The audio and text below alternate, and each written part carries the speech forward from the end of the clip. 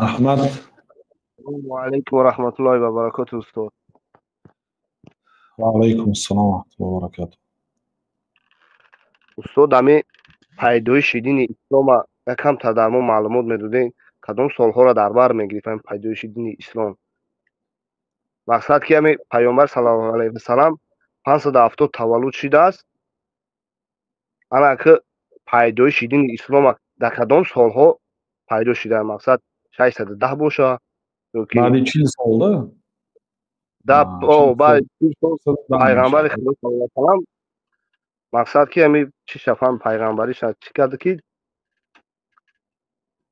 همین سوال در جواب میدین استاد. کجاش نفهمه برادر؟ کجای میخواهید که من همون مسئلهش به گپ بزنم؟ انا خودتون همین از من سوالش میخوام که استاد همین مقصد همین سوال درستتر من بگیرم به خودم. پیدایش بله. کدام اگر سال شماری میلادی که تگیرید 570 پیامبر صلی الله علیه و سلم به دنیا آمده بعد 40 سال. البته این 40 سال 40 سال هجری هست، یعنی سال شماری قمری آفتابی کمتر بر وقت میشد شاید. بعد پیغمبر شدن.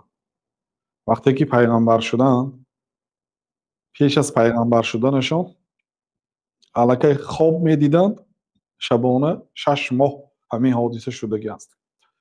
خواب میدیدند، خوابشان مثل روزی روشن عیناً همون کارا اجرا میشد. بنابراین در حدیث آمده است که خواب از 46 یک جزئی پیغمبری هست. 23 سال پیغمبری کردن اگر وای به 6 ماهی تقسیم کنیم 46 میشه.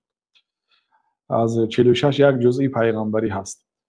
و این چنین وقتی که آخرهای، یعنی که پیش از پیغمبریشان آخر وقتها حبب الی الخلاء گفتن، برای من خلوت ماندن محبوب گردانیده شد، تنها نشستن دوست می داشتم.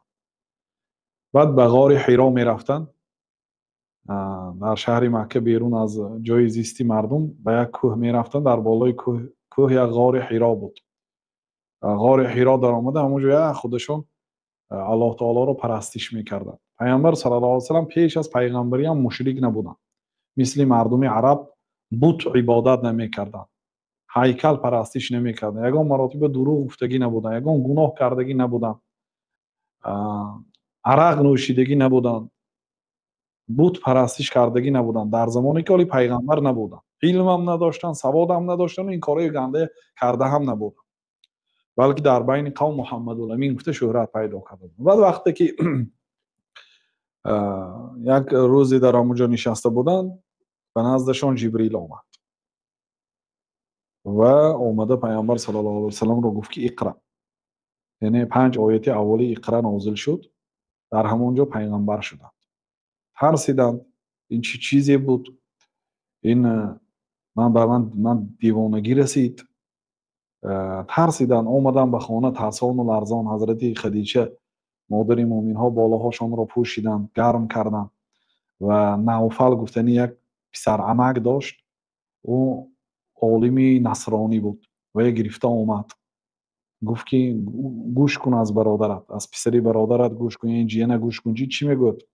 بعد پیامبر صلی الله علیه و آله حادثه رو نقل کردن که گفت که اگر گپت راست باشد، این گفت همون ناموس، این همون فرشته‌ای که به موسی آمدگی هست، یعنی تو پیغمبر هستی. اگر این گپایی که گفتی راست باشد، زود است که یعنی تو پیغمبر هستی.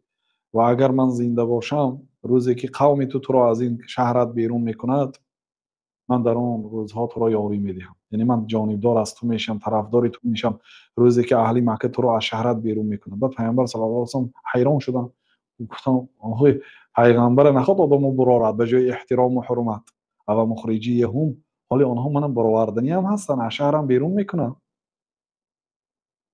بعد نوفل گفت که هر یک کسی که با اون چیزی که تو آمدی اگر آید الا عودیه، مگر هم دشمنی کرده میشه. هر کسی که عیناً با اون چیزی که تو آمدی اگر بیاید، مگر وی دشمن ها دارد، یا کشته میشد یا از دیارش برآورده میشد. این سنت حیات است.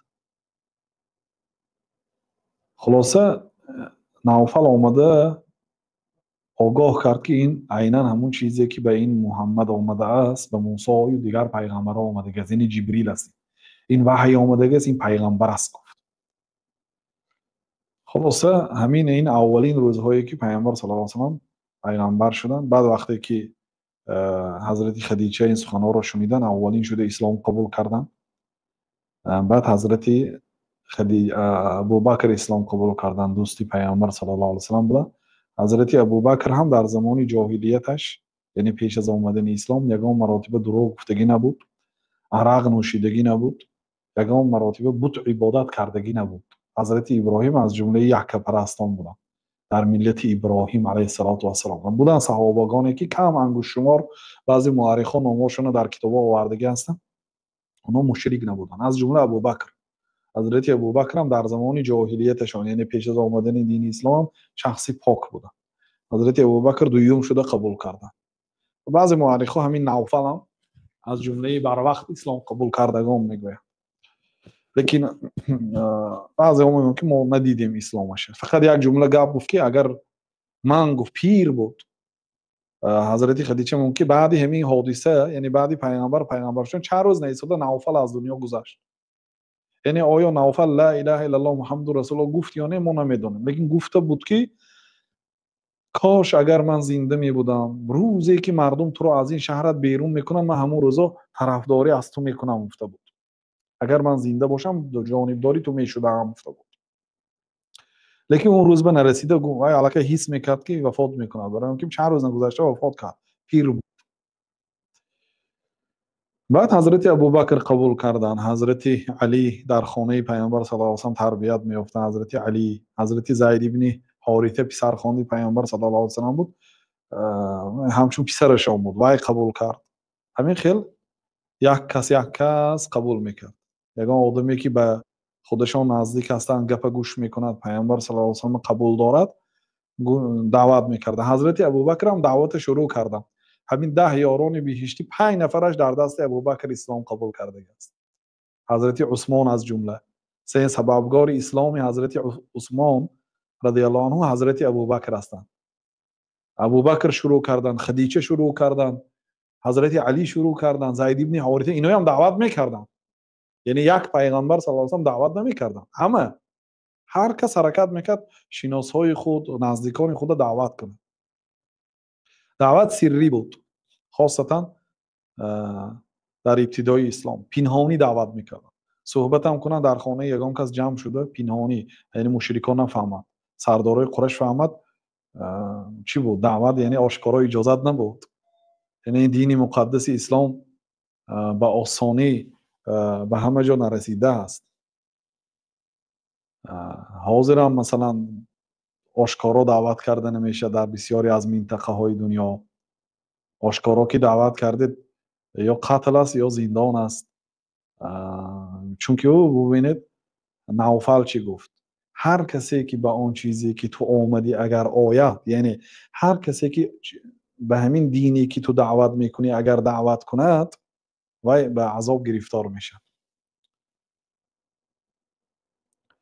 خب ما انشالله نیت داشتیم بعد رمضان درس تاریخ بریم، لیکن افسوس که وقت ها نشده. صداسازی احکام عجم باید تمام کنیم، احکام قربانی شروع میشد. انشالله در نقشه داریم. در رمضان هم حتی 30 ساعت اقلا درباره تاریخ پیامبر صلی الله علیه و آله از روزی وفات، از روزی تولدشان تا روزی وفاتشان 30 درس گذاریم گفته بودیم، ولی دیدیم که مردم بسیارتر مسائل های فقهی میپرسد، مسائل ضروریات روزگار خود را از عبادات و معاملات میپرسد، با به سوال و جواب وقت جدا کردیم. ان شاء الله نیت داریم.